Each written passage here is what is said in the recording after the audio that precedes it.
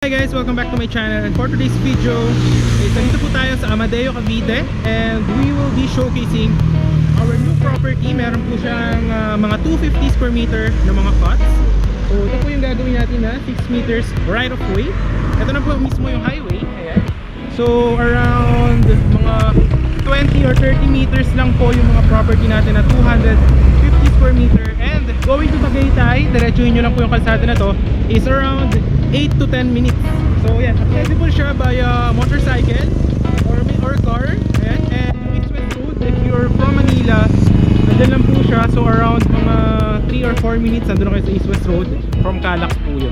Ayun. So malamig po dito. This is Amadeo, Cavite, and para ipapakita ko po sa inyo yung mga available lots natin dyan, and I will show you yung drone shot. So pag sinearch nyo sa Google Map guys, para makita nyo yung landmark niya, katabi lang siya nito, Bonsai Garden. Ito siya, Kurt and Fig Bonsai Garden. Ayan, ito mga bonsai for sale. Ayan siya guys. Ayan. So search nyo lang, Kurt and Fig Bonsai Garden, katabi lang po siya nito. And puntahan natin yung property para syempre ma-appreciate nyo muna siya guys, dahil this one is a pre-selling one. So i-develop po siya, lalagyan po siya ng mga concrete roads, mga drainage, mga lines for electricity, water. Ipapakita ko muna yung drone shot niya, which you will see here on 3, 2, 1. Ito po yung drone shot ng ating property na ito.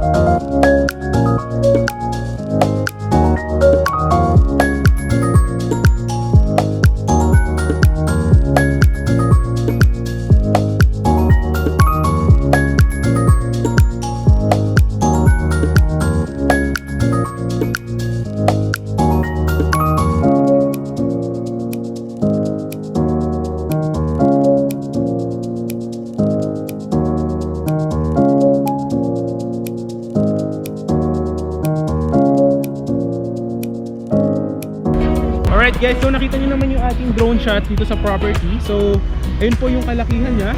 So around 20 meters, 30 meters lang siya from the highway. 8 to 10 minutes from Tagaytay. Ayan na po siya mismo.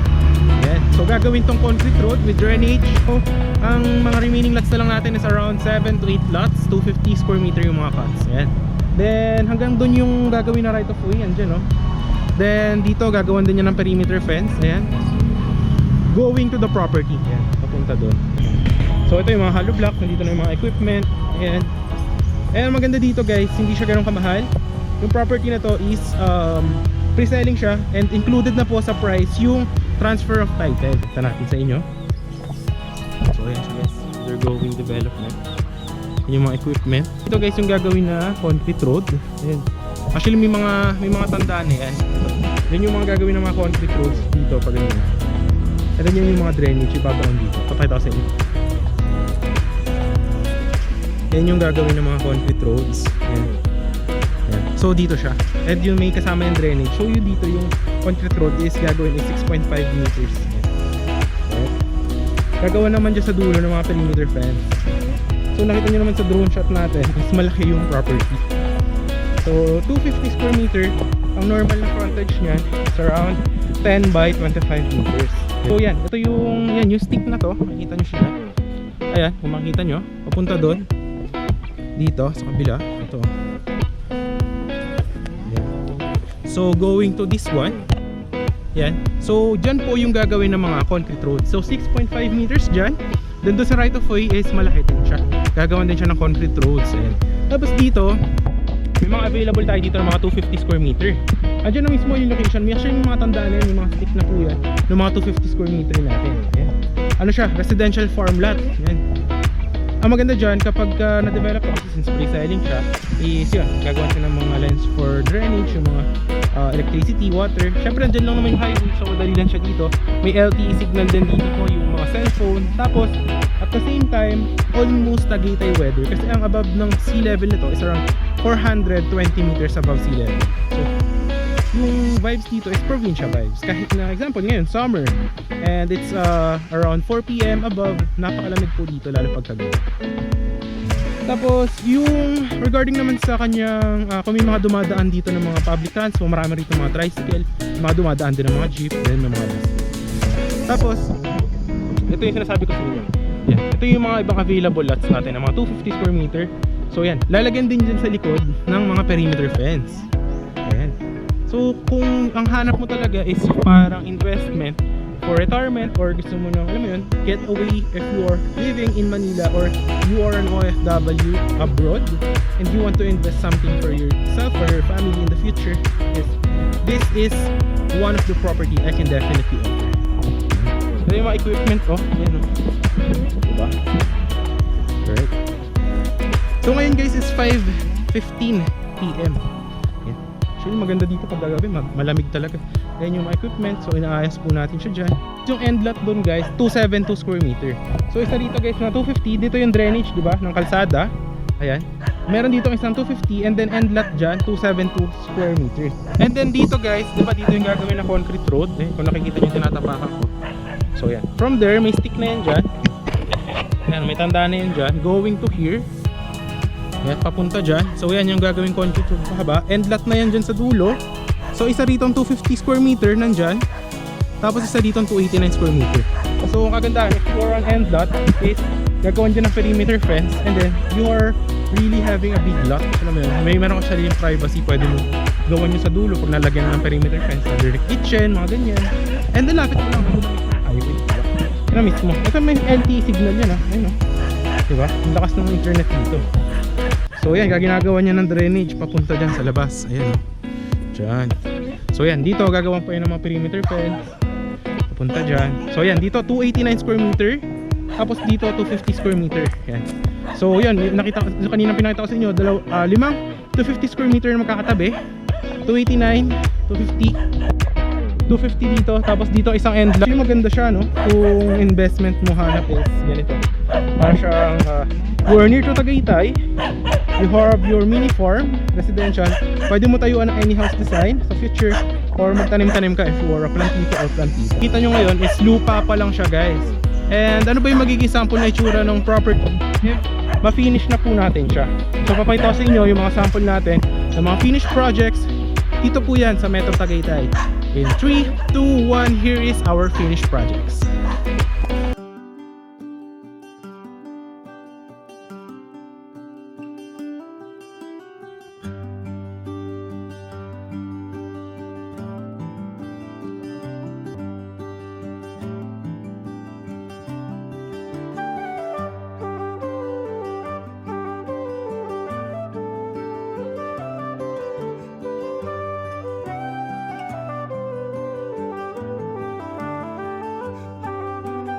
Finished project po natin. So yun yung magiging itsura nito after the development. Kasi ngayon is ginagawa pa lang siya. So actually maganda, no? Hi guys. So dito guys, yung dalawa dito na 250 sold na to. So turo ko sa inyo yung iba pang mga 250 natin na available. Actually malaki, no? Kung ang normal na frontage yun 10 by 25 meters. Isipin mo, meron kang ilagay halimbawa na small house, tapos meron kang mini garden, tapos lagyan mo ng mga vegetable mo ng mga fruits, ganyan. So hanggang dito guys, example, bigyan kayo ng sample. So example, from there, yan, dyan kasi gagawin yung perimeter fence. So from there, ayan, papunta doon. Ayan. So dito gagawin dun sa kabila ng mga concrete roads. Ayan. So ito na siya mismo yung gagawing lalagyan din niya ng mga muhon kapag natapos na yung mga project. Ayan. So ito na siya mismo. Ayan. Actually malamig, no? Ayan, ito na mismo siya. Ayan. Then nandiyan yung concrete road, yung may stick na tinuro sa inyo. So 6.5 meters po yan. Alright. Ayan. Ito na siya mismo. Ayan. Malamig, no? Ayan, mahangin. Ayan. Ako, ako, medyo mahangin lang ako, kurinig tayo. So yan may mga 250 square meter dito. Yan, tapos yung tinuro ko sa inyo doon ng end lot na 289 tapos 250. Meron din 272 tapos meron 250. So yun lang yung mga remaining lots po natin. So yung sample ng 250 is from there, yung paninuro ko doon na malayo. Tapos up to here, yun, may mga stick na yan. Yan, dyan yun. So yan, ito yung example, ayun, pahaba. Actually malaki, no? Malaki yung pot. Yung mga tanda na yun. Dito yung concrete. Tapos may drainage siya. Ayan. Diba? So yun lang ang ating property tour for today. Ayan. So maraming salamat sa panonood, guys. Alright. Tapos yan yung dalawa doon na may end lot. Yan. Tapos actually may isa ring available dito, 300 square meter. Yun nandito. So malaki siya, no? Tapos yun na. Palabas na to ng highway, 20 meters. So that's around 1 minute. 1 minute palabas. If na ma-develop ng concrete road, you have your car. So malapit lang siya. So yun lang naman, guys. I-connect na natin yung ating camera. Nakita nyo na naman yung drone shot. Gawa natin yung camera doon sa may helmet. And we will be traveling from the highway going sa Tagaytay. So tara, let's go. Hi guys, so unfortunately paglabas natin, guys, dito, ito na yung Dubai right of way. Pagdating natin sa highway, nahulog ko yung helmet ko. Yung pinaglalagyan ko nung yung itong camera dito, nahulog, yun, nasira. So hindi ko siya makakabit. Pero actually yan, yung mga kotse na yan, yung nakikita nyo, yes, diretso doon is Tagaytay na yan, papunta ng Sky Ranch. Siguro kasi nasira yung sa kabitan ko ng helmet, nahulog ko kasi hinangin. Bali magbibideo na lang ako from there, yung sa may Tagaytay na mismo, para makita nyo yung property kung saan siya malapit. Pero doon na lang ako sa may Tagaytay bypass road, sa may mismong boundary pupunta, para makita nyo kung ano yung tsura. Pero yung landmark nito mismo, ito na siya, yung bonsai, ito siya mismo. Para pag sinerch nyo sa Google Maps, makikita nyo na kung gaano siya kalapit sa Tagaytay. Here at Amadeo, Cavite. So yun siya, Heart and Faye Bonsai Garden. Yes, so dyan lang siya. Hi guys, so around yung highway kanina na sinasabi ko sa inyo, pag diniretso nyo yung papuntang Tagaytay, dito pa rin sa Amadeo, ito yung sample natin ng mga project na tapos na. Ayan, no? So pares lang sila ng highway yung going to Tagaytay. So around 2 minutes? Around 2 minutes galing dun sa kanina. Ito na siya. Ayan. So ganito rin yung gagawin dun pag tapos na yung project natin. Ito siya. Ito yung sample. Ito yung guardhouse. Ayan. Tapos ito, yan, ganito yung loob. Ganyan. Ito yung mga sample na mag-issue. So ito, Amadeo din to. Ayan, no? Any house design kung makikita nyo. So ganyan, may mga kuryente, may water. Ayan. Tapos pwede mo taniman ng pine tree, no? Mga pine tree. So any house design, may pwede ka rin maglagay ng garden. So yan, ganito kalawak yung mga kalsada. Talagang probinsya vibes. Ngayon, pupunta na tayo ngayon doon sa may Tagaytay bypass road, sa may boundary. Pag dinaretso nyo yun, Sky Ranch na from the property. So yun, ito yung isa natin project na tapos na. So kaso ito, ano na to, wala nang available dyan. So may mga nakatira na yan dyan.